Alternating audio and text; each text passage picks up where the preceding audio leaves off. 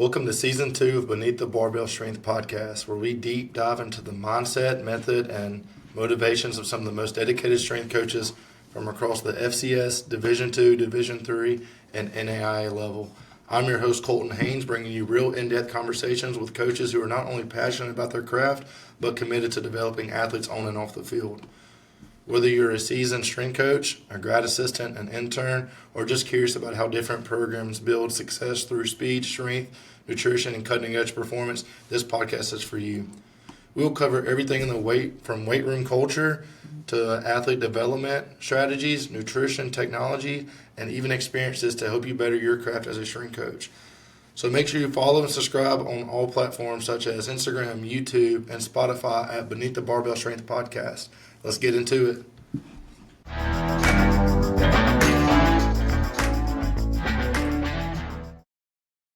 Welcome to another episode of Beneath the Barbell. Today I got Coach Fahd with me from Saginaw Valley State. Coach, excited to have you here. Excited to be here. Let's go. And so for the ones that are listening in, talk about your experiences and how you became a strength coach and just kind of your journey to where you got to where you are now. I grew up in Richmond, Virginia, played multiple sports, football, wrestling, baseball, but really loved football and stuck with football my last couple of years of high school over the other sports. Played small-time football, Division III football at Christopher Newport University. Ended up dislocating my knee and tearing my ACL, MCL, and medial meniscus. And so pretty gruesome injury. You know, it's not something you really think is going to happen to you. And then, originally going into school, I wanted to be a high school history teacher because I'm a nerd. I love history. And then I got to college and realized all the reading that went with being a history major, and I didn't want to do it. So my family kind of suggested I just do physical therapy because I could still be in sports. And, growing up in a Middle Eastern household, parents, you're either a doctor or a lawyer or something close to it. And so, plus it didn't help that my brother was in law school and he was going to be a lawyer. So I chose physical therapy, and I was there for 2 weeks shadowing a PT, and, nothing against the field of physical therapy. It just wasn't me. Like, I'm there in button-up shirt and slacks, and I'm like, I can't do this every single day. So it's kind of back to the drawing board. Didn't really know what I wanted to do. I was majoring in psychology and biology, and I was like, I could do something with psych, but I don't really know what I'm going to do with psychology. And so when I got hurt, I went through 2 surgeries. I ended up re-tearing my meniscus during winter workouts. And so after the second surgery, they connected me with a strength coach that was part of the performance center that was attached to the PT clinic that we work with. And so working with him all summer, it was a no-brainer for me. That's what I want to do. I want to be a strength coach. I went from being a very confident player to, when I got hurt, I lost all confidence in me, lost all my weight. I was contemplating whether I wanted to play football again or not. And so Jamel Cooper, who was an assistant for the Rams, I'm blanking on. He might still be with the Rams right now. I can't remember where he's at now, but he really brought out a side of me that I didn't know I had. And so I went into camp my senior year, the best shape of my life. The unfortunate part about it is day 3 or day 4 of camp, I ended up re-tearing my meniscus. Docs were like, there's too much scar tissue in your knee for us to do an MRI. We got to do an exploratory surgery to see. And at that point, I'm like, you're not going to cut into my knee again. Like, it's over with, So I was walking away from football, and my senior class was like, hey, you're not leaving. We're going to finish this together. So my head coach had me stay on as a student assistant on the defensive side, working with my position group, the linebackers. And then my strength coach offered me a job to be a student worker in the weight room in the spring, and he was like, I can only pay you $27.25 an hour. And I'm like, I don't care what you pay me, I'm good. And so He offered me an internship after I graduated, but I needed to make money, so we had a part-time assistant football coach position open on our staff, and my head coach offered it to me. Paid $10K total, and so I needed to help pay some bills, so I worked overnights at Walgreens every other night just to be able to pay rent. And I knew this is what I wanted to do, but I wasn't really sure how to get started in strength and conditioning, what the next step was. The idea of being at the time they called it was Power 5. Being at the Power 5 level was, it was a dream for any high school football player. I want to play there. For me, as I want to coach there. So I Googled strength and conditioning graduate programs. And the first one that popped up was Springfield College. I clicked on it, and at the bottom of it was a list of all of the graduates that are in Power 4, Power 5, FCS, professional sports, and I'm like, yeah, this is it. So talked to my strength coach about it, and he was like, yeah, that's one of the best programs you can go to. Didn't have two of the prerequisites to get into the course. So I'm like, all right, no school around me offered it, so I emailed the advisor, and I'm like, is there a way for me to get in without having those courses? And when you're emailing someone and they can't put a name to a face, they don't know your passion or what you want to do. So I was like, no, I gotta get in front of this guy. So I booked a tour of the campus in Springfield, Massachusetts. And how far away was that? How far of a drive was that? It's about a 9-10 hour drive. Man, so you had like nothing going up there just to No, really beg to get I in? honestly, what money I had, I booked the flight, found the cheapest flight I could. I flew Spirit at the time, and I'm telling you right now, Spirit at the time was not what it is now. I found an $86 flight to fly into Mass. And so I flew there, I scheduled a meeting with him, and I'm in shirt and tie, we're just talking, and I asked him, Dr. Thompson, what do I need to do to get into this program? And he told me that, would you be willing to take undergrad courses? Because there was no school around me that offered the two courses I was missing. And I'm like, yeah, that's fine. I'll do whatever I need to do. And I had already applied, and I told him, if I don't get into the program, I'm going to email you again, and I'm going to ask you what else I need to do. And I'm going to keep emailing you because this is where I want to be. And so he took a chance on me, and he went to admissions, and my GRE scores weren't the best. And so admissions office said that he doesn't meet the requirements, and Dr. Thompson said he meets my requirements. So pushed me through into the program, and while I was at Springfield, my first year I interned at Holy Cross with Coach Oliver, which just one of the best human beings I've ever met. And so I knew, okay, I want to be at Power 5. The internship that everyone talked about was University of Iowa. So I emailed Ray Braithwaite, who's the director there now, and he, I just told him, hey, I'm interested in interning there. We set up a phone interview, and my advisor was like, make sure you have a backup plan. And I'm like, I didn't have a backup grad program. I'm not going to have a backup intern program. Like, this is where I want to be. I want to be in Power 5 football. And so when Ray and I talked on the phone, he asked me, what are some other programs that, you're applying to for an internship? And I told him, honestly, Coach, I'm thinking about Western Michigan, and that's only because Danny Nickel, who was the director at the time, interned for you guys at Iowa. And so I figure if I don't get Iowa, the closest thing I'm going to get to Iowa is going with Danny Nickel at Western Michigan. And Ray laughed and said, so it sounds like Iowa's where you want to be. And I'm like, yeah. And the only reason I have Western there, as a backup, because my advisor forced me to choose a backup.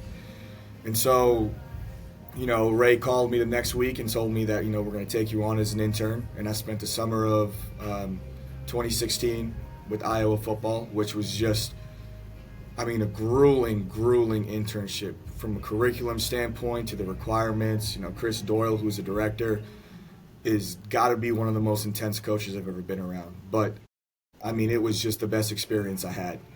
And so I wanted to stand out there. I wanted to take everything I learned there and take it to my GA position I got at Springfield. So my second year I was a GA. I was the GA, the strength coach for football, women's lacrosse, women's soccer, the jumpers, throwers, hurdlers, and pole vaulters, and the baseball team. And so did my second year as a GA at Springfield, took what I learned at Holy Cross, took what I learned at Iowa. During that time, I'm a young coach, trying to make everything my own, making mistakes, but it was nice in that program. You have the practical standpoint to where you're the coach of the team, but you're also in the classroom as well. And so being able to make those mistakes and learn from the mistakes that you make. And so from there, it just so happened that Vanderbilt had an opening. One of their assistants left to be the assistant director for Minnesota football. And James Dobson, who was a director at Vanderbilt, worked for Chris Doyle for years. And they were best friends. And, James Dobson called Doyle, and Doyle's like, I got the perfect guy for you. And so interviewed out there at the end of July and got the job 2 days later. And so I'm like, boom, I'm in Power 5 football, counting my blessings, and spent 6 years at Vanderbilt working specifically for football. First staff after the COVID season, we ended up getting fired. Our head coach, Derek Mason, was let go, and we were let go at the end of the season. And so I was like, okay, I'm moving on somewhere else. And so then new staff comes in, and I was fortunate enough to had a bunch of people who didn't listen to me call on my behalf. And Brandon Horgan, who was a new director for strength and conditioning, wanted to interview me. And so I interviewed with him for 5 hours and just kind of talked my philosophy, and I just told him at the end of the interview, like, Coach, look, I'm not looking for you to hire me. I don't know you, you don't know me. All I'm looking for is a connection. That's it. I don't want you to think that I'm coming into this with expectations. I know how this works. I know you got guys that you're looking at for this position. Whether you're doing a favor for somebody and bringing me for an interview, that's fine. But I just want a connection now, our connection, adding to each of our trees. And it was 10:30 at night. I'm walking my dog, and Coach Horgan calls me and offers me the job. And so I got staying at Vanderbilt for 2 more years, which was nice because when you get let go for losing, I always think there's 2 types of coaches out there. There are the coaches that point the fingers, saying it wasn't my fault, it was their fault. And then there's the coaches who look in the mirror and say, what could I have done better? And the entire time I just felt like I failed my first 4 years there. We didn't do our part collectively as a staff, and we could have done more as a strength staff. And I was open about that in my interview when I interviewed Horgan and Clark Lee, the head coach. And so that might have spoke to something, but I feel like I had a second chance in developing a culture and building discipline, because it was a lack of discipline that led to a lot of the issues that we had in losing. And so for me, it was I got a second chance to right the ship and to correct the mistakes. And I looked at it from a completely different viewpoint. And the last 2 years with Coach Horgan were really what prepared me to be a director. And I thought I was ready in my first 4 years. But when I look back at it, those last 2 years, the autonomy he gave me, the trust he put in me, and me being able to go back and look at the things that I could have done differently as a strength coach in my first 4 years there with the first staff, I was able to do in my last 2 years there and carry over here. So when I interviewed here, it was the most prepared I ever felt as a director. And I was going to ask, what point did you realize, I'm ready for a director? You talked about the different people coaching you up and everything, but at what point were you like, I'm comfortable where I can do this at my own pace? So it's funny. You're around such great directors, and you learn the good and the bad. And I was always through my time as an assistant, I was planning on being a director. That was my whole goal, was to be a director. So I'm looking at how I would hire my staff, what I'd look for in a staff, how I would develop an internship curriculum, how I would program design, how I'd want to run a room. So Coach Horgan ended up getting COVID, and so we had a lift plan. And he told me, we programmed the lift together. I want you to run the whole thing. And so I was running it that day, and it really, I hadn't run anything since I was in grad school in 2017. And so for me, I'm like, okay, I know I still got it. I know I can still do it. The day was a success. We had 4 different moving parts with 4 different lift groups, and it all worked out great. You know, we had catapult there, and our strength coach who ran catapult was having a baby. So I was like, yeah. They asked me, are you comfortable doing it? I'm like, yeah, just show me what I got to do. So I was able to run catapult for a few weeks there, and you know, do it with Kemp, who was our strength coach who ran catapult, to where if, you know, when he didn't travel with us, I felt comfortable doing it.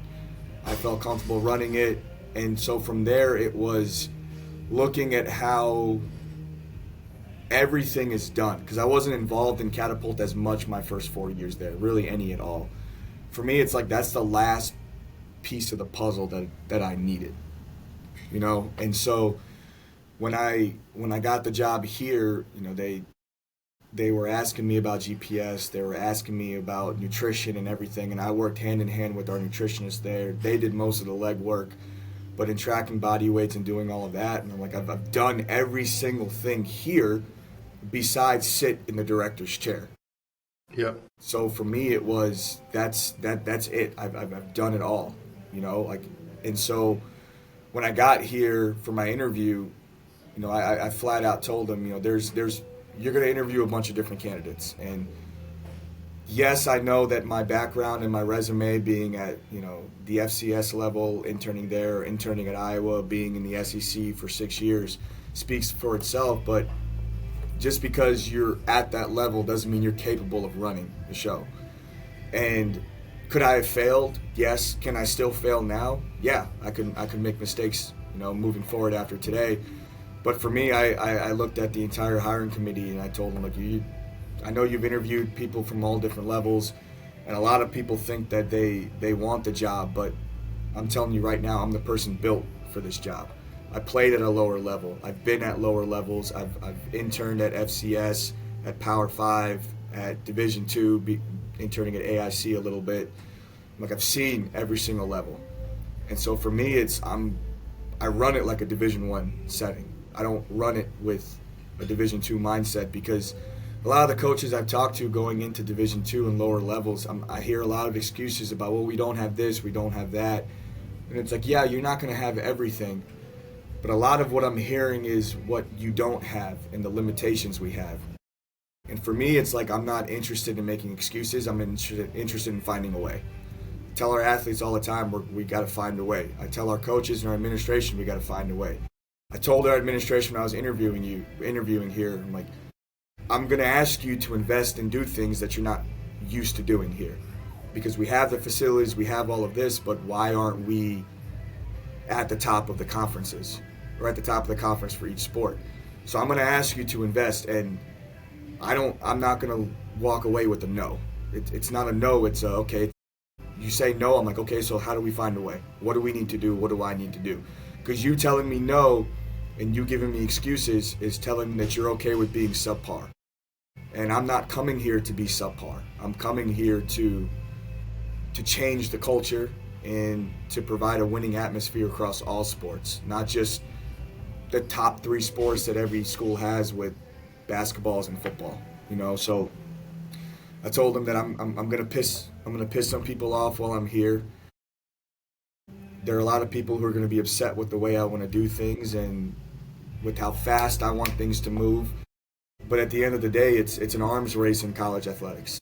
It is. So I told them, if that's not something that you're interested in, then this isn't going to work. Tell me, you know, it's too advanced for what we're looking for, and it's not going to work. I'm comfortable with that. I got a good job. Still in the SEC. I'm in an amazing city like Nashville. I'm good. You know, I'm doing this. I'm taking this interview because I believe in this place. I believe in the people here, the coaches here, the athletes here. It's a welcoming environment. It's a place where all the coaches want to win, and they're willing to invest and do what needs to be done to win. And so for me, it just came down to our administration. I am part of that administration, being an assistant athletic director. But at the end of the day, when it comes down to doing what's best for the university or best for the student athlete, I'm always going to choose a student athlete. And I have, because they're the reason why I'm here. They're the reason why we have jobs. If the university has a problem with it, I'm like, I don't know what to tell you. Well, yeah, that's the way to sell yourself right there. And with all that experience you had, you talked about a lot of intern stops and everything. I love to hear an intern story that you had, and just maybe something. It could be funny, it could be hard. Just something that's always kind of stuck with you, and you kind of think about often. For my internships, Yeah, internship, maybe as a GA. um, for my internship, so Holy Cross didn't have a intern program when I interned there, and so when I went there in the fall, Coach Oliver said that we don't really have a curriculum. It's really just you asking questions, and I'm like, yeah, that's fine. So I would go in there every day with questions, and I still till this day don't know how we got to this topic, but we were talking about squat depth, myself and Coach Oliver, and somehow we went from talking about squat depth to neck strength and neck training. And I left that day like, how the hell did we get to talking about neck strength and neck training? But it was the funny part about it is everything that Coach Ali and Coach Shep, who's the assistant there, we would talk about. At the end of that first semester when I was in grad school, they asked me, do you want to come back in the spring and work with football? And I'm like, yeah, 100%. And they're like, well, we're going to start at 5 a.m. in Shrewsbury, which is an extra 45-minute drive, or extra 20-minute drive.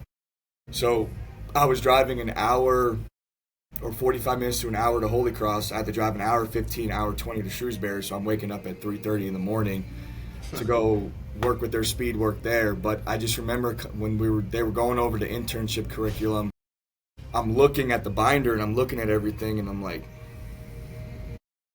going through each topic curriculum, and I look at Coach Shep and he's like, does this stuff look familiar? I'm like, this is everything that we talked about when I was in like volunteering and interning for you guys in the fall. And he was like, yeah, everything that you asked us, all the questions, the topics that we talked about, we pretty much turned it into a curriculum. So it's what started their internship curriculum was just me walking in there asking random questions, and I'm just like, I'm just a blank canvas. I'm a sponge at this point. I'm trying to absorb as much information as I can. And Coach Oliver is probably the smartest person I've ever met, and he always calls himself the dumbest person in the world. And I'm just like, look, man, I don't know if you're being modest or you really think you're dumb, but you're smart as hell. But it was funny because I'm looking through it like, wow, like just from random conversations, we helped build an internship curriculum. And though I wasn't able to go through it because I wasn't a full intern at the time, other people in my class were going through it. So it was really cool that questions that I'm asking and topics that I brought, just out of general curiosity for myself, honestly, turned into a curriculum that, they started there. That's special for sure. You talked about the squat depth and how that all comes, and that just comes from picking your mentor's brains. And so I remember one time when I was being a grad assistant at Arkansas Tech, my mentor, he's huge into strongman, right? And so he's sitting there talking, we're spinning it and everything, and he goes, all right, let's go build some Atlas stones. I'm like, what? Like, I didn't know what an Atlas stone was at the time. I'm like, what are you talking about? And so he's like, yeah, I got this mold at my house. All we got to do is go buy some concrete. So I'll get the mold, you go buy the concrete, and we'll meet underneath the stadium, the bleachers. So I'm like, all right, cool. We go buy all this concrete and everything, and my buddy who I GA'd with, Andy, he's like, dude, you don't understand what's about to happen. I'm like, what are you talking about, dude? We're about to do something cool. So, man, long story short, we spent not only hours but days. It was probably about a week because you gotta shift the concrete and get all that kind of stuff done. So that's just kind of a story that I'll always think of. And I was like, man, it's crazy in the time you're thinking this sucks and this it could what am I doing? But you realize man, that's connections, and you're learning about different kind of strongman methods and all that kind of stuff through that all. So I kind of wanted to throw that in there as well. But next question I have for you, you've seen all different kind of levels from Division III, FCS, SEC, D2 now. Talk about the differences and then the similarities between all of it. The difference is it's the caliber athlete that you have going from, a level like Power 4 in the SEC to the athlete here at Division 2 and Division 3. It's Well, don't get it twisted now. Y'all got a lot of guys in the league in the CFL, and we do. y'all are spitting dudes out. do. So We do for sure. And you look at the athletes and the teams that you play, and it's when I'm watching some games and some teams, and I'm not saying us, I'm my first game here and my first season here, I'm looking at it and the speed of the game is completely different. You spent 6 years playing teams like Ole Miss, Florida, Alabama, LSU. We played Alabama my first year there, and they had Jalen Hurts was the starting quarterback, Tua was the backup, Mac Jones was a third-string quarterback, and all three of them came into the game and played. yeah. We played LSU when Joe Burrow, Jamar Chase, and Justin Jefferson was there the year they won the national championship. And Are you seeing these guys pregame and thinking like, "Holy shit," or what's the mentality like at the time? the mentality for us is being at Vanderbilt, you can't always get the same type of athlete that a school like LSU and Florida and Tennessee get, mainly because of the academic requirements. Yep, academics first. It's tough at Vandy, so we had to get really creative in our training. For us, it's not, you're never going to play a perfect game, and we never talked about a perfect game. We talked about a perfect rep. Yeah. You're going against guys who just have God-given talent, and we had guys at Vanderbilt that had that talent. But you have a team that you're lined up across that has a lot more of those guys. And so for us, it was we have to develop. We have to develop our guys the right way. We have to make sure that we're doing everything efficiently. And that's just some of the limitations you have at a school like that. And you can look at it one of two ways. You can look at it as a disadvantage, or you look at it as an advantage. We looked at it as an advantage because, now we can really shape these guys into what we need them to be. And your experience as a strength coach is really tested and developed at a school like that, because now you have to fully develop these guys. You have to make sure that they're ready to touch the field. Some of them have to be ready to touch the field as freshmen, which was the hard part, because you're going against juniors and seniors who have just been in the program for 4 years, and they're much farther developed. So you have to find ways to advance the development of some of your guys. And so for me, that really tested me as a strength coach being there, because it's like, okay, I got to get you ready because you could step on the field at any point. And then coming down to Division II, I didn't say a lot of things you're saying is the same thing for Division II as well. Yeah, the same perspective. Yeah, and so I didn't know the type of athletes we had when I got here.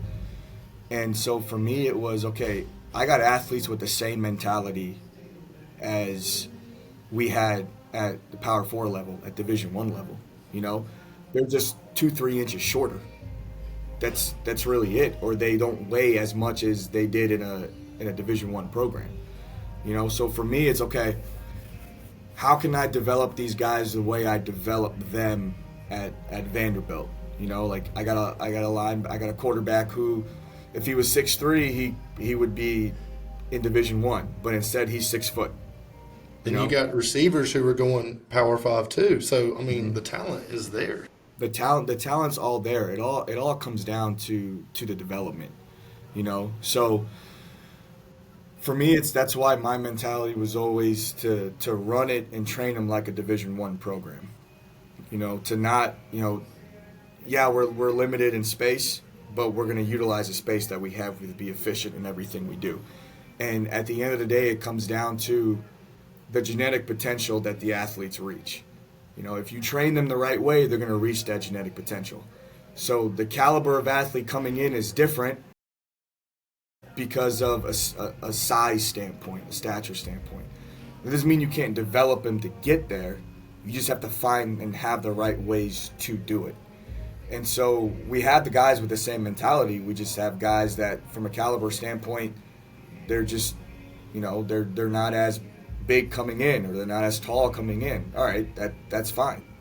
We can still develop you to reach your genetic potential. And that's where we individualize everything for our guys here. I mean, everything is individualized, from quarterbacks to kickers and long snappers to guys with certain deficiencies to skill guys to mids to linemen. It's really doing the job that you do with 5 guys on your staff, but really it's me programming it all, and then my assistant, who does a great job of his input on what we need to do differently, making sure that we reach that genetic potential, making sure that, okay, we are the faster team on the field than the guys that we're playing, and seeing what other programs are doing at higher levels, and okay, how can we mimic this here to do that here, So that's really the biggest difference I see from a Division I to a Division II standpoint. It's not, and I mean, you guys, you see it with the type of athletes you guys have. Like if you had guys that were just a few inches taller, they would be going to a Division I school. And so you got to just maximize that potential that they have and find ways to maximize it. How can I get everything out of them that I need to develop them to win, and honestly to go to the next level? Because we have guys who've gone on to CFL, to NFL, guys who have that potential in getting there.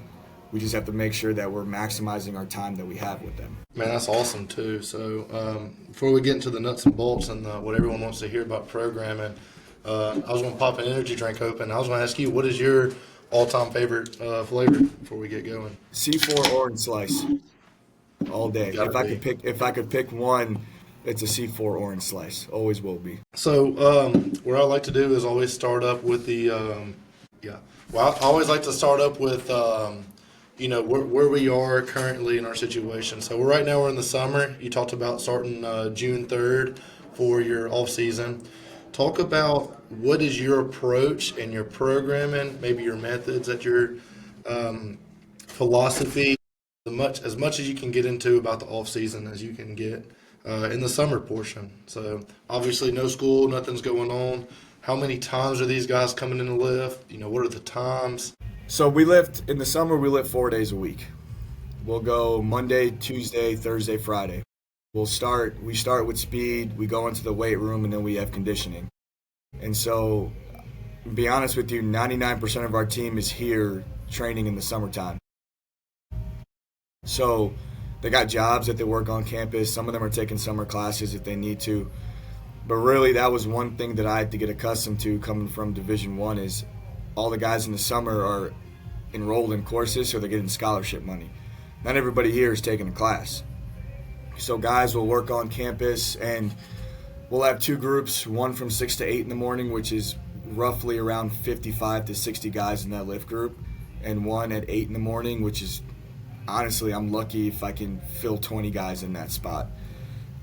It's usually between 15 to 20, and these are all of our returners and transfers. And so it really goes off of, from a programming standpoint, what are our needs and what do we need to focus on. So the first phase of summer is always a strength block in the weight room. Our main emphasis is being able to be prepped to bench, squat, and test squat and bench at the end of June. And we work a lot of acceleration. Our high-speed yardage guys never hit more than 25 yards in their acceleration work. And it's all resisted to unresisted sprinting. Our combo guys will hit 20 yards at most, and our bigs never touch anything more than 15, maybe 20 yards at the end of June. And it's all starting with prowler pushes, resisted pushing, emphasizing proper technique, proper mechanics and running, and then doing sled pulls and sled sprints, and then going from weighted to unweighted to potentiating that sprint. The back half of the summer is always our power phase. So we've tested squat, we've tested bench. Now July is to get them prepped for camp. So now whatever we've tested in for squat and bench, we're transitioning to accommodating resistance in the weight room. In the running, it's now more top-end speed work based. So, the head football coach wants me to who would like to test 40s at the end of July. My first summer, I'm like, I'm not going to risk that. We're not in a point where we have to test. We're testing 40s. Last summer, I didn't feel comfortable doing it. Hopefully this summer, if we can get numbers on 40s for our high-speed yardage guys, great, and 20s with our bigs. If not, we'll test fly 10s, static 10s, vert, and broad. And we increase the amount of conditioning we do. So in June, it's a lot more GPP the first half of June. And then we'll start getting into the running for our conditioning test. And then July is more high-speed yardage in sprint work, power base in the weight room, and we increase the amount of conditioning we do on the field to prep them for their conditioning tests at the end of July, so then they're prepped and ready going into fall camp. And this summer we're week 0 game, so we're losing a week of training, which is fine because we're starting a week earlier for camp. But it's just trying to look at, okay, we still got to get stronger, so that's what we're going to focus on beginning of the summer. So I'm going to emphasize working more power production, so we're going to emphasize a lot more on the clean in July now that we've gotten squat and bench out the way. So we do a lot more technique work with cleans in July because the hope is to test the clean in July if it looks good. If it doesn't look good, I'm not testing it. I'm not worried about testing cleans in July. But looking at just what we need to focus on and what we need to work on from each position group standpoint. Our receivers, our DBs, we got to focus on exposing them to a lot of high-speed yardage so we don't have a lot of soft tissue injuries. It's fortunate enough, we haven't had a lot of soft tissue work because of the way we've gone about programming it, but it's still making sure that our bigs are prepared to handle that too, because the last thing I need is a D lineman, chasing down somebody in the open field, or our offensive lineman sprinting downfield celebrating a huge run and then pulls up with a hamstring. Fortunate that all of our guys choose to come back in the summer and train. I know it's not like that for a lot of other places, a lot of other D2 schools, but our university does a great job at employing them. Our head coach does a great job in finding them a job to be here in the summer, to be able to pay for housing and meals and everything. And then we look at, our guys that need to gain weight, what do we need to do from that standpoint? So I'll meet with guys individually on nutrition. We'll have weight gain shakes that we make for the guys, and they get protein after every lift. Really get protein whenever they want, but our weight gain guys, we track their weights every week for the whole team, and our weight gain guys are required to have a weight gain shake at the end of the lift. And that's typically it's protein powder, chocolate milk, oats, peanut butter, honey, banana, and strawberries, and making sure that, we're doing everything we need to do to add on that mass that we need to come time for fall camp, or vice versa with our guys that have to drop weight, doing what we need to do to make sure our bigger guys need to drop weight by the time we get to camp. Yeah, Coach, you hit on it because, like you said, you play week 0. Your summer's where your money's made. You got guys that will go home and, they're lifting, but not at the intensity that you need them to be at. So we know just as well as anybody, you got to get your guys here in the summer. And, now it's getting worse earlier and earlier the season is. It's important to have them in there. So, for us at Ferris, we're looking about 60 guys in June, and obviously it picks up there towards July. What's the numbers like for you in the summer? All of our returners are going to be back. Yeah, I'd say the same. We prioritize getting those guys back. And so all of our guys, typically our specialists never come back. And I never understood why, but we only have one specialist who's not coming back. But our entire team is going to be back training in the summer. So all of our returners right now, we're looking at around 90, close to 90 guys, including transfers. Our freshmen, typically we have freshmen, newcomers that sprinkle in throughout the summer. I wasn't a big fan of that. We'd have guys that show up week 2, then guys who show up week 6, and it's gotta get them here. It's not as organized as I would like it to be. So in talking with our coaching staff and our athletic training staff and our docs, it was, okay, how can we get freshmen in different waves in the summer? So you're always going to have that group of guys that come in during camp, which is fine. I get that. I understand that. But our guys that want to be here in the summer, so they can't work on campus yet, so they can't move into the dorm rooms yet, so they're honestly sleeping on a couch with some of our older guys, and our older guys are great about that.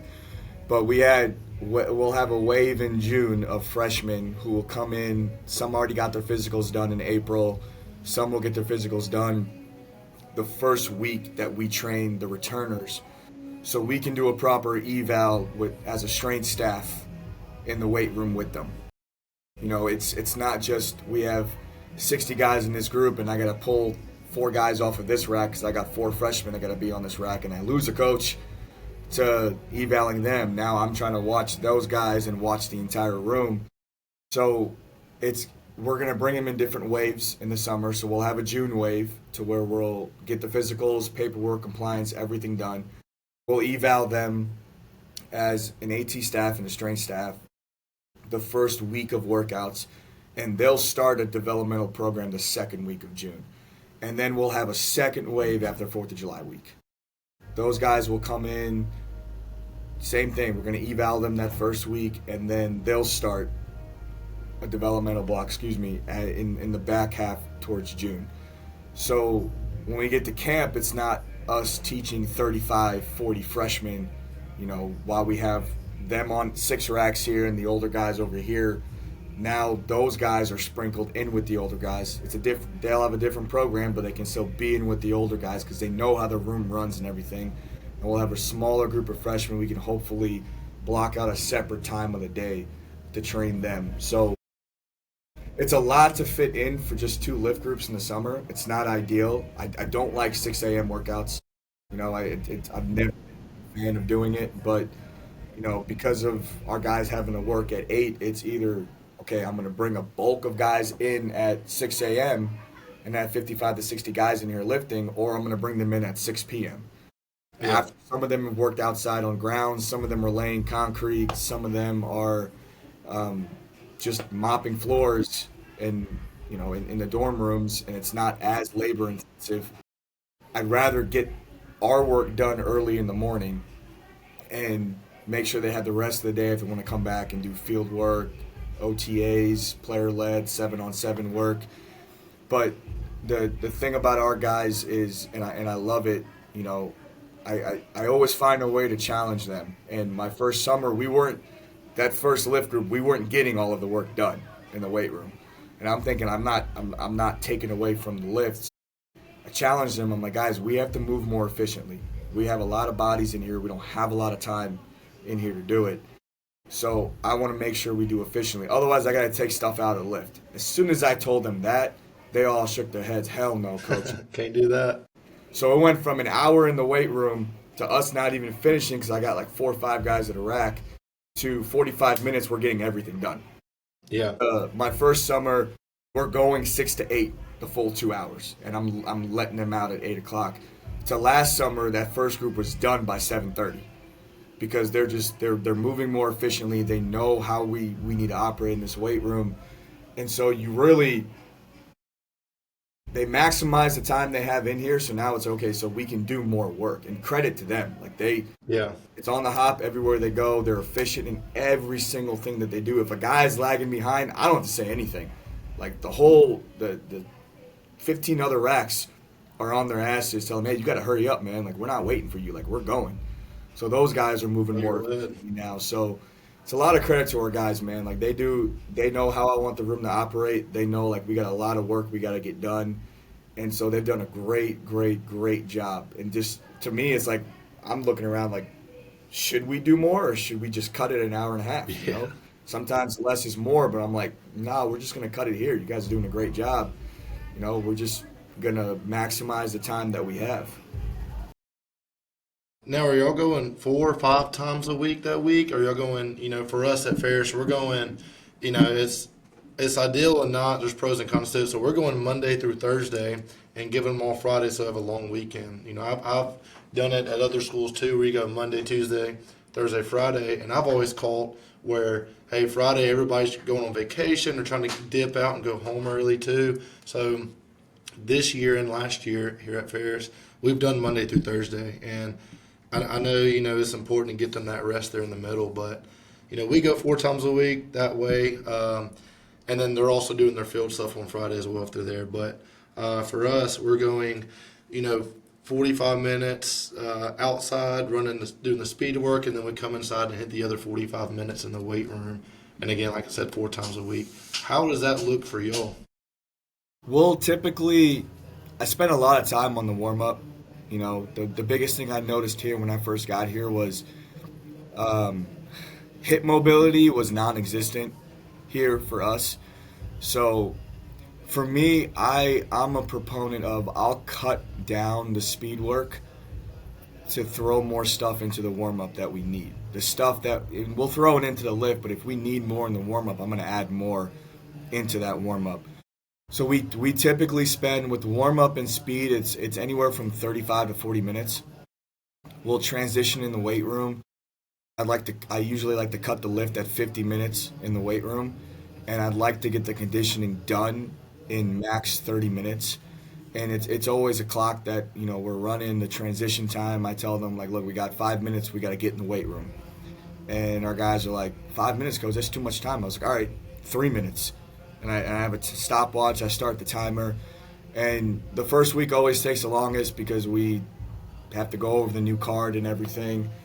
But I've done it at Vandy where we went 4 days in a row. I wasn't a fan of it just because of, we went ahead upper body on Monday and then we're going upper body again on Thursday. I like giving them that day in the middle to, feel like, okay, I got a day off in the middle of the week. Because I give them 4th of July week off. I usually say, listen, it's 4th of July week. If you want to get out of here, get the hell out of here. The day before 4th of July, I'll even ask the guys, do you guys want to go Monday through Thursday so you guys can get out of here Friday, or do you want to go Monday, Tuesday, Thursday, Friday? Anytime we can have a long weekend where we have Monday off, I'll tell them, like, hey, we're going to go Monday through Thursday this week, and we're going to take Friday off. But I like giving them the day in the middle for that. It's also a day of, guys that need to get in the training room, need to do extra recovery, they can do it. Fortunately, a lot of our guys they don't live far away. They're about an hour and a half to maybe 3 hours away. We have some out-of-state guys. I mean, those guys aren't going to California for 2 days. They're going to go for a week. So a lot of our guys are close by. So it works out to where, if we want to give them a long weekend, we always can. I've seen it gone 4 days in a row with the type of training that we're doing, the amount of volume and intensity we have with everything. It's like I like giving them that day in the middle to kind of back off a little bit, to recharge. We use that day in the middle as a staff to kind of say, okay, how do we want to approach the next 2 days? Anything we need to change up. It also gives my staff a little bit of a break instead of going 4 days in a row, because we're here till 2 o'clock. We're here from 5 a.m. to 2 o'clock in the summer because we have hours from 10 to 2 for any other athlete that's in here. So it's a great way for me to give my staff the break in the middle, as well as that's when we do teachings for our internship curriculum on that Wednesday. So it's our interns got to teach the squat, they got to teach the clean, linear, and lateral speed. So we'll use that Wednesday for a big teaching day for them. Anything that we need to adjust on the card going into the next 2 days, we can adjust that we need to. We're not pressed for time by doing it Monday through Thursday. Can we do it? Yes. I like the way having that day in the middle to just kind of recharge going into the next 2 days, the last 2 days. Of course, and there's not like you said, one way to do it or not. You got to do what fits your program. So I do like to hearing that as well. Like I said, I've done it that way too. I like it that way. That's the ideal world for me, but just the world that I live in here, that's what is highly recommended from Boss Man. So, and you have to adjust to your surroundings. Like at Vandy, we didn't want to go 4 days in a row, but the way we the head coach wanted to schedule OTAs and everything, we decided as a strength staff, okay, we're gonna have to lift 4 days in a row. It's fortunate to where my head coach relies really heavily on me to plan all the player-led OTAs and all of that out. Any type of 7-on-7 work they do in the evening, he lets me adjust it to wherever I need to. Like if we're typically do 7-on-7 on a Thursday evening, and I know we're testing squat the next morning, I tell our guys no 7-on-7 tonight. Let's do it Friday or let's do it on the weekend, but we're gonna take 7-on-7 away. So, and the guys are really good about it too, because it's just explaining to them why. Like, why am I taking this away from you right now?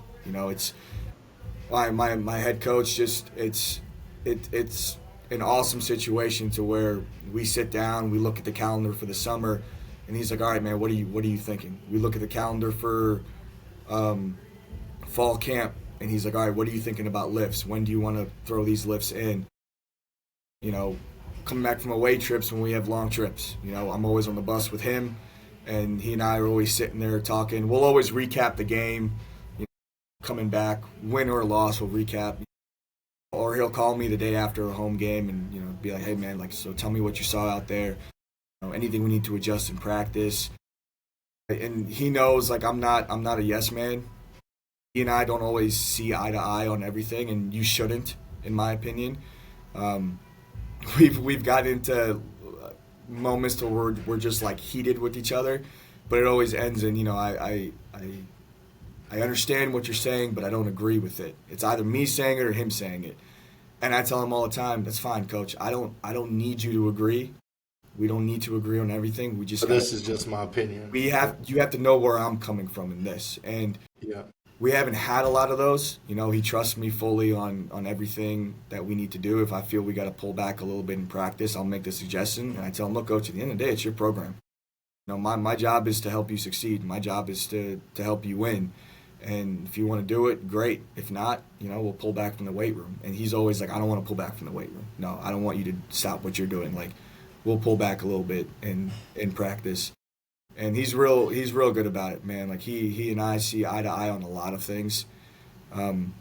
He values, my opinion. He trusts me wholeheartedly, which is not easy being at this level either, because I have a lot of other responsibilities with, the administrative role and with the 3 other sports I have, but he understands when it's football, it's all football. When it's basketball, it's all basketball. And, he trusts me wholeheartedly, which is nice for a strength coach. That means a lot and goes a long way, because, it could be on the other side of the spectrum where you're always getting questioned and all. That's always a bad case. But, that's why I wanted to do this podcast in the first place, so other people can hear different approaches that you're taking, because maybe their thing is maybe not that it's not working, but maybe they can better their way. So it's good hearing different approaches. And so the next topic I wanted to go to was in season. It's a big bear to tackle. Obviously keeping your guys healthy. I think that's probably the most successful thing. I'll just say it again, like where I'd say it, and then maybe yours. But we go Sundays after the games. Obviously, a lot of benefit there. And then we go Tuesdays. So we'll lift twice, Sunday, Tuesday.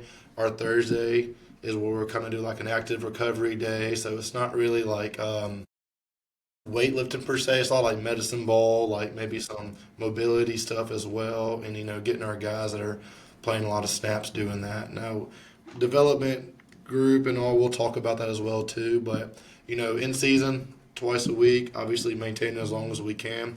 And we've had a really fortunate schedule to where, we were playing teams and winning, and we're pulling our starters out by halftime. So our starters are still lifting kind of heavy in season. Not heavy as in weight, but the intensity is still up for them too. So I tell our guys, hey, intensity's always got to stay high. But, obviously be smart with everything. So talk about your approach at Saginaw and what y'all do in season. So our in-season schedule, lifting-wise, is similar. Everybody will go on Sunday, the day after a game. It's usually in the morning, coming from a long trip, we'll push it to the afternoon. But we'll always squat on a Sunday.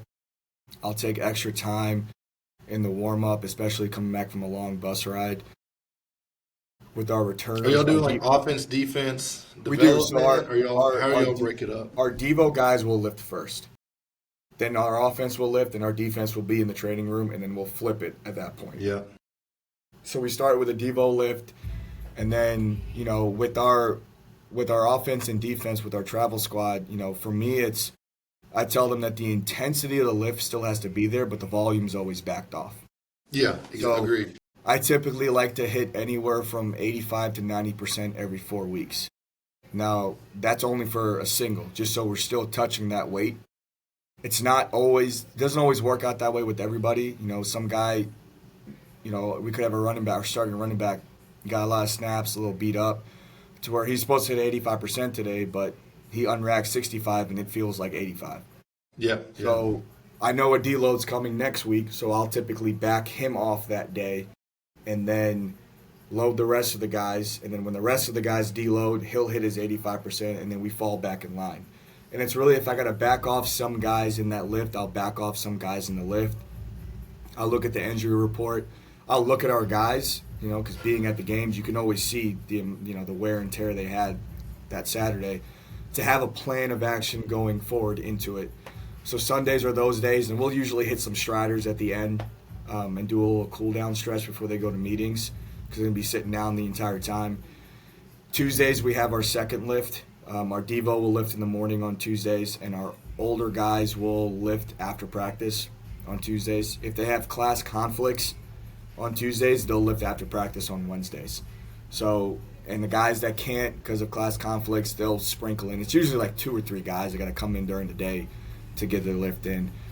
And then we'll have a Thursday lift. In the beginning of the season, I'll keep it more of a neural prep lift for our 2 deep, where it's the motto of the day is, I'm going to try not to curse, but it's fast as F-boy. I tell them we're in and out of here like a bunch of bank robbers. It's four exercises, 4 sets. It's usually a clean or a clean pull. It's a weighted jump, dumbbell squat jump. It's a band-assisted jump. And then it's some type of core movement, whether it be a band chop or a band peel-off hold. It's usually like 12, 15 minutes, and, we're out of here. Towards the end of the season, it typically turns into a recovery lift. Yeah. Our guys don't like it. They like doing the neural prep lift. It makes them feel better. But from a strength coach standpoint, it's okay. We're in the back half of the season. Playoffs are on the line. All right, I got to make sure that we're fresh going into the postseason. So I'll usually back off the lift and tell them exactly why we're backing off. Now, how many maniacs do y'all have that lift on game days? Do you have a lot of guys like that? We typically, all of our freshmen. Yeah, okay. I don't know if there's any guys. They'll want to. Our older guys, no. I don't. I tell them all the time, like, nah. You come in the weight room if you want to do some mobility or stuff. We'll open the weight room, crank the tunes. But our freshmen, I usually put an arm farm on the board for them, and they'll come in and hit an arm farm pregame. So they're wearing their jersey, their arms are popping out, and because the staff and I hit an arm farm on Saturdays. It's a requirement, game day arm farm. But then the Devo will lift on Friday mornings. That's typically their most intense lift. So, all they really Friday fun day, huh? Yeah. we call Fridays here FU Fridays. Yeah. I was trying to keep it PG. So, so it's typically it's we got to have fun with it. Being an athlete, your strength coach and coaches make you do something where you're thinking what you want to say to them in your heads. Fridays, I tell them, Fridays is your one day at the end of the lift. You can flip us the bird and tell us F you. And there's no repercussions at all. But that's only on Fridays. And so the guys and all the athletes love it. We do it with all of our teams. On the card, it says F you Friday. But, I don't like to censor it. I write out the whole word. Yeah. They got to learn. So the athletes freaking love it, man. They're just like, wait, we're not going to get in trouble for flipping you guys off. I'm like, no, I'm actually gonna love it if you do, because that means it was that part of a workout. And so, it's typically just as we get later in the season, limiting range of motion for our 2 deep guys and everything. We'll do pin squats, we'll do rack squats, switch up the bench to floor press. Still get full range of motion through assistance work, but the assistance work is only 2 sets. Volume is down, intensity's up. And then, it's great if we have to push meetings back a little bit because I'm looking at the guys in the warm-up. I usually text the head coach. I'm like, hey, is there a way we could push this back a little bit so we can do more in the warm-up? 100% of the time, he's always good with it. I tell him I just need 5-10 extra minutes if you can give it to me. He's like, yeah, that's cool. That gives the staff extra time to prepare. Because my head coach will always text me if I forget to text him, like, how'd the guys look? And I'll tell him, like, receivers looked a little beat up. We may want to be smart with them. Our high-speed yardage guys going into Tuesday's lift. They're off on Monday, so they can come in and do recovery. But just be smart about Tuesday's practice with those guys. And certain guys, I usually say, like, hey, we got to hold them out during practice. If we want them to do extra work, I'll take them off to the side and I'll do extra work with these guys during practice. So you talked about a little bit too. So obviously everyone wants to hear the all season and season fun part about being a strength coach, and I like the approach what you said. But I want to go back to you talked about nutrition a little bit. Obviously you're trying to get everybody some calories in. You're trying to get them developing.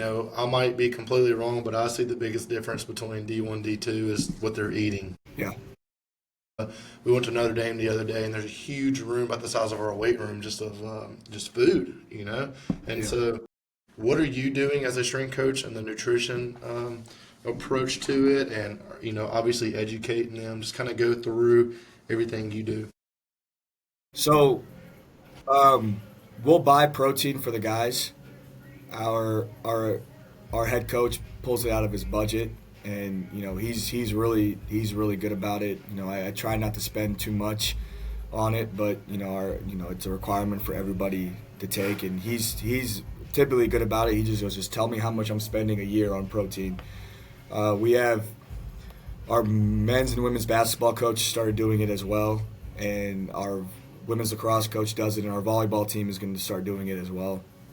And so all freshmen typically eat on campus. They have a meal plan. And what I typically do is I just teach them the proper way to eat if they're eating on campus. What foods to look for, what foods not to look for, the timing of when you need to have carbs, pre-workout, post-workout. Our coaches have snacks in the locker rooms. So they'll ask me, like, what are some snacks I should be buying for my team? So I'll send them a list and say, these are pre-workout snacks, these are post-workout snacks, they can have this in the weight room, these are snacks they can have randomly throughout the day. Like, we have to make sure these are all labeled, and we follow up with them and educate them on why you need to have this pre-workout, post-workout. After their freshman year, a lot of them will grocery shop. They don't want to eat on campus anymore, so it's sitting down with them and saying, okay, what's your budget that you work with for the week? And so they'll tell me the budget, and then I'll say, okay, where do you grocery shop? Whether it's Sam's, Walmart, Aldi, Costco, Meijer, and then I'll tell them, okay, the first thing we're going to do is teach you how to build a grocery list. Because you can't walk, it's like you walk into the weight room. When you walk into the weight room, you have a lift cart. You have a plan that you're going to do. When you go grocery shopping, you got to have a plan. And the plan is 1, always have a grocery list. 2, never, ever, ever go grocery shopping when you're hungry, because you're going to buy everything under the sun in that moment because everything looks good. So then it's teaching them, okay, how to make it. So if it's Walmart, for example, I asked them, you walk into Walmart, you have the soda here, the candy, and all this other crap, the cheese puffs here. Once you clear that, I asked them, do you start in the back or the front of the store? They're like, Coach, I'll start in the front. All right, close your eyes. What's the first section you walk into when you walk into Walmart? And they're like, produce, vegetables, and fruit. I'm like, boom, that's the first thing you put on your list, because that's the first thing you're going to pick up is what fruits and vegetables you want. Whether it's frozen vegetables or raw, fresh vegetables, doesn't matter. That's first on your list. Just put the stuff that you enjoy to eat. The next thing, I tell them, stay in the perimeter of the store. So you have the bakery section, you can get bread from there, or if you want to go from the aisle, that's fine. If you keep staying along the perimeter, you get to your seafood section. Then you get to your ground beef, your chicken, Keep going along the perimeter, you have your cheeses and your produce section, or cheeses and frozen section. Stay along the perimeter, now you have milk. Now you have, stay along there, you have your juices, your yogurts, all of that. 95% of your grocery list is done. Boom, already right there. Now, the back half. I didn't even think about it like that myself. Yeah, Wow. and I honestly never did either. Like when I first started cooking in college, I would just cook chicken unseasoned. I just drench it in freaking gravy because I didn't know anything, you know. So then it's like, okay, what do you need from the aisles? Peanut butter and jelly. I was like, okay, put that next. You go grab your peanut butter, grab your jelly, and you grab your bread. What are healthy snack options? Well, a good pre-workout snack is Rice Krispie treats. You have in the locker room, so you don't have to worry about buying it then. And then I always tell them the last thing on your list, pick one or two things that you enjoy to eat. And I always say, like, it's either in the fall, it's going to be the Oreos that have the orange filling, because to me those taste the best, or it's almost always going to be Ben and Jerry's half-baked ice cream. Because you get one life to live. And if you want to eat chicken and rice and broccoli for every meal, that's more power to you. Go ahead. But you also got to eat the foods that you love to enjoy. So when we map it out, the grocery list, it's like, okay, you have $100 to spend. We're going to try to keep this at around $80, $85. So now you have $15 in case you want to go out to eat at Chipotle and telling them what to buy from Chipotle, or going out to eat the B-Dubs or anywhere else. Or you could take the $15, $20 and roll it over into next week. Now you get $120 that you're going to spend. And then I'll send them, I have a note on my phone that has protein options, carb options, fat options, dressing options, and then sample meals. And I'll share that with them. And I'm like, use this as a guide when building your plan. So use it as a guide. You don't have to like all the stuff on here. I only, vegetable-wise, I'm going to be honest with you, green beans and broccoli are the only two vegetables I'll eat other than potatoes. So there's always green beans and broccoli in my freezer. And so pick the stuff you like to eat. And then if you have questions, just call me. I'll have athletes. I had an athlete, I was shopping at Sam's with my wife, and he FaceTimes me, one of our DBs. And I'm like, yo, where are you right now? He goes, I'm at Sam's, coach. I'm like, all right, stay right there. So I tell my wife, I'll be right back. And I just walk over to the meat section, and he had a question about ground beef. So I'm just teaching him, okay, this is what the numbers on ground beef mean. So I tell him all the time, even if you're in a dining hall, you got questions, call me. Take a picture of your cart and send it to me. And I'll see what you have missing in that cart, and I'll tell you what to get, what to add to it, you know? So it's teaching them. So I tell them, if 15, 20 years down the road, you want to call me about what to buy from the grocery store, man, I'll always answer. But you got to be able to learn how to do it. You got to learn how to grocery shop. It's not just going in and picking random things. It's having a plan of action when you walk in there, and knowing where you're going, knowing how much money you have to spend, and just telling them, like, look, one or two meals out of the week, so long as all of your other meals are where they should be, one or two meals out of the week, you eat whatever the hell you want to eat. Like, I'm always. You tell me, hey, you want to grab cheeseburgers and fries? I'm like, yeah, I could eat that every single day. So Fridays or Saturdays, it's always me getting two double cheeseburgers from Culver's if I can, and air frying some fries at home. Because it's like, I get one life. I got to be able to enjoy what I eat. You get one life. You got to enjoy what you eat as well. You know, if it's a guy who needs to lose a lot of weight, I'll tell them, okay, one meal out of the week. That's what we're going to start with. Whether it's a Wednesday, whether you want to make it on a weekend night, I don't really care. That one meal, I don't want you to think about it. Just eat whatever you want. You know, enjoy your life. Because if you try to force it to where you're trying to eat healthy the entire time, you're gonna splurge and just go on this binge of eating unhealthy, you know? And then teaching them how to make sure it tastes good the right way, you know, different seasonings to use, how to marinate your chicken. You know, when you marinate it, just when you buy it, cut it up, marinate it, throw that sucker in the fridge for 2 days. You know, it's okay, you want chicken thighs, that's great. It's a little bit higher in fat, but it's okay if you have that. Stay away from pork. Don't have it all the time because it's fat that doesn't digest well. Teaching them what carbs do for the body and what happens to the body when you don't have carbs and you don't have protein. You got fat and muscle. It's going to break down muscle every single time. You know, so using that and teaching them, okay, this is how you need to prepare when you grocery shop. It's not just I'm going to walk in the store without a plan and buy whatever I feel like I want, you know? Yeah, I like how you're real with them too, but also educating them as well. That's just how this generation is, where they can really Google and Chat GPT everything. So it's cool that they're coming to you and asking you about all that kind of stuff. Next question is probably one of the hardest ones you'll do or answer is, how do you create an advantage at Saginaw Valley? Obviously, everyone has hey, I'm gonna create the advantage through speed. I'm gonna create it through the weight room, or maybe this is like what we break it down on every single time. Every coach probably has their own mindset of creating advantages to make obviously better than other teams. So what would you say is the biggest advantage that you can create for all sports? Maybe not just football, but any sport.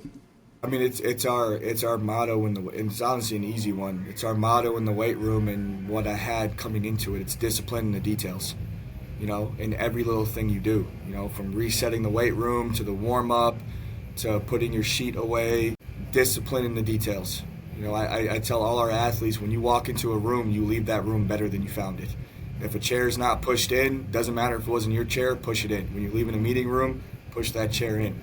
Be disciplined in every single thing that you do, because it's the one who's most disciplined at the end that's going to have the advantage, always. Because I've seen it. I mean, when we were playing Florida or playing Kentucky, teams we had no business winning, we were disciplined in our composure, and them, Kentucky being undisciplined, extended our drive and we scored a game-winning touchdown.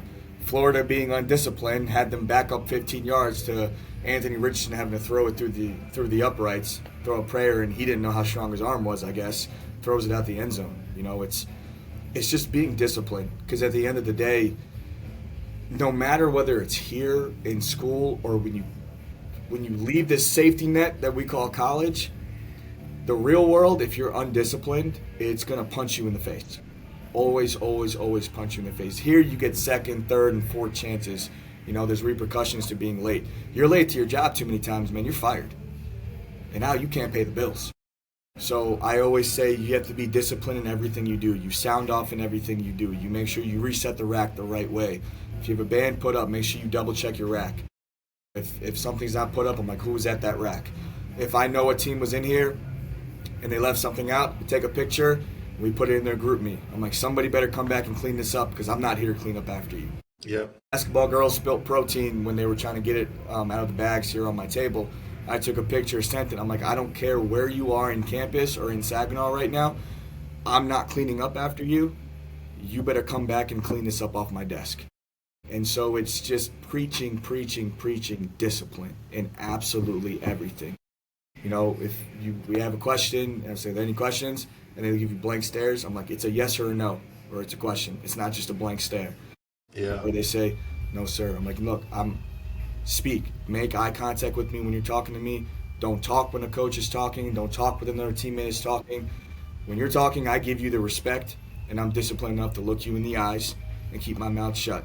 I expect the same in return. So it's just preaching discipline and details in everything we do. All right, next one. We got two more left. Is what is the biggest change in the strength and conditioning field since you've started that you've seen? Maybe it's like a trend going on, and we as strength coaches had to adapt. What do you see that's really changed the landscape from us? See, that one's a tough one. Yeah, that one's tough right there. You told me the last one was going to be tough. From my perspective, I think it's the VBT, how that's kind of catching on really fast here. Everybody's trying to jump on that train and do all of it too. So I think, from my perspective, VBT. Yeah, I think a lot of coaches try to recreate the wheel. Yeah. And whether it's VBT, whether it's FRC throwing into the lift, I feel like you go on Instagram and you're looking at all these different things that coaches are doing, and like you touched on it about the way we break up the schedule here, going 4 days a row as opposed to having the day in the middle. There's no wrong way of doing things. There's always a method to the madness. If there's no method, then it's just madness, you know. But I feel like a lot of people try to recreate the wheel and try to do a lot of innovative things, which are great. But to me, it's what works best with where you're at, what works best for the athletes you have, and what works best for you as a coach. You know, I think the meat and potatoes of everything still work. You know, there are coaches who don't believe in Olympic weightlifting. I believe in it to a certain degree. I don't snatch athletes here. I don't split jerk athletes here. I'm like, Olympic lifting is something that you have to be athletic to be able to catch a clean. You have to have the confidence to be able to catch a clean. So for me, it's all I focus on is the clean. We can get triple extension other ways, and we do, but most of the teams, other than my teams, other than men's basketball, will clean. And for me, it's, you know, I'm not trying to reinvent the wheel. I'm just trying to do what works.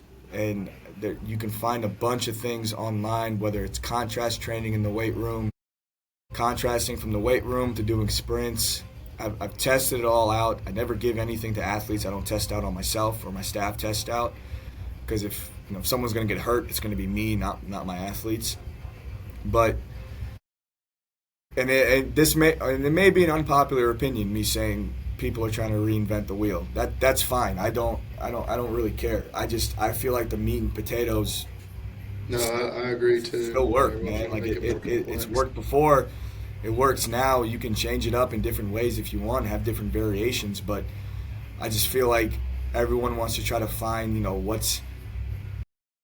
what am I doing differently that other coaches aren't doing? And for me, it's, yeah, that's great, but something that's always stuck with me that my advisor in grad school told me. The perfect program doesn't exist. The perfect workout doesn't exist. But you could have the perfect lift, the perfect card, the perfect breakdown, perfect set, rep, intensity scheme. But if your athletes don't trust you, if your athletes aren't willing to run through a wall for you, they're not going to get any benefit out of it. Vice versa, you could have the worst program in the world. And if your athletes genuinely know that you care about them as individuals, they will get more benefit from that workout than the person with the perfect program. And for me, it's... That's real. That's deep, but it's real. It is. And for me, it's... I know what works for me. I know a lot of the stuff we do is hard, and I always explain why we're doing something. But at the end of the day, if my athletes don't believe that I'm trying to do everything I can to make them not only a better athlete, but a better person, then one, I didn't do my job. Two, I'm not getting the benefit out of the program that I need to get out of it. Yeah, that's good stuff. And then last question right here is, you kind of gave the team a shout out earlier, but and so I'm going to challenge you to do a different one. But what is your biggest pet peeve as a strength coach? You talked about cleaning up after somebody, so maybe a different one would be good. And I'll go ahead and say mine while you're thinking, man. This has kind of happened here lately, but we have like chains and everything that we do for the for some conjugate stuff. Mm-hmm. Man, they will take off the chains and do calf raises with chains on their neck. I'm like, dude, just get dumbbells and do the same thing. Oh, man, that drives me nuts. But that's kind of like a little petty, but your turn. My biggest pet peeve as a strength coach. Man, that actually might be the hardest question. Yeah. When you're a strength coach, you spend so much time with these athletes. There are a lot of things that athletes will do that you're just like, it's frustrating me. Or whenever you've done like a Penley row with them this whole entire year, and they go, "Hey coach, what's a Penley row again?" Or we call it power row. Okay. So it's like, "Hey, how do you do a power row again?" I'm like, "Bro, I got it." Every week, my biggest pet peeve is when an athlete will look at me. We're on week 4 of the card. It doesn't matter if it's the first day of the card. Will look at me and say, "How many reps do we have, coach?" And I'm like, it's always this. What's your card say? And they're like, what's your card say? It's always, it's how many reps, coach? How many reps we got, coach? And I'm like, I don't know. What's your card say? So it's always like, Or they're looking at the card and they're like, Coach, how many sets we got? I'm like, on your card, how many sets that are on there? And he's like, 3. I'm like, There you go, right there. that's it, man. How many reps we got, Coach? I'm like, during COVID, the biggest pet peeve was put your mask on or put your mask up. That was always it. That was the biggest coaching cue I used during COVID. And I'm like, if I gotta say put your mask up one more time, I'm gonna lose it. But now it's always, how many reps do we have? How many sets do we have? I was like, is this pair with anything? I'm like, look at your A1. Look for A2. How long have we been doing this, man? Like, look for A2. He goes, oh yeah, you're right, Coach. I'm like, I know I'm right. Like, I know. All right, any shout outs, Coach, before we get off of here? Anybody you want to shout out? Any old mentors or anything? Coach Oliver, Holy Cross, man. Coach Ollie has been a huge mentor of mine. The biggest one has been Joel Welsh. He was an assistant at Iowa when I was there.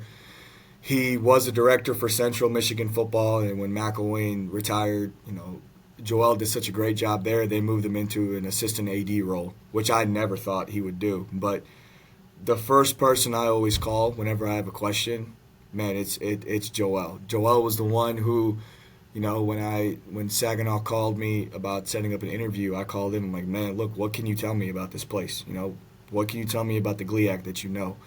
And he's been the biggest mentor of mine. Not only that, it got to the point where, I'm in grad school, and as my first couple of years at Vandy, you look at your mentors and you're just, you're calling them coach, you're looking at them as higher statures, which they are and still are. But Joel's just a really good friend of mine now, to where whenever I don't answer his call, I call him back. He's like, MFer, like, what are you doing, man? You're the director. You should be able to answer all your calls.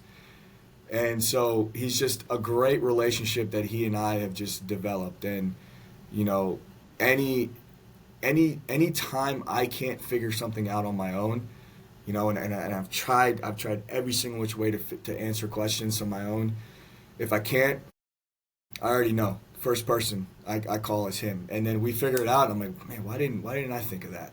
So he's been a huge mentor of mine. He's someone who always is real with me, no matter what. Like he's not someone who's going to sugarcoat it. He tells it to you straight, and he doesn't care about your feelings. Always tells you what you need to hear, not what you want to hear. And that's when sometimes I need to hear something. I call him and have him walk me through it. So he's been a huge mentor of mine. He's just a great friend of mine, and he's just someone I really, really look up to. Well, again, Coach, thanks for joining on the show. Absolutely, Coach. I appreciate it. Thanks for having me. Thank you for tuning in, and if you enjoyed this episode, don't forget to subscribe and leave a review. You can also follow us on Instagram for more updates at Under the Barbell Strength Podcast. And if you know someone who would love this episode, please share it with them.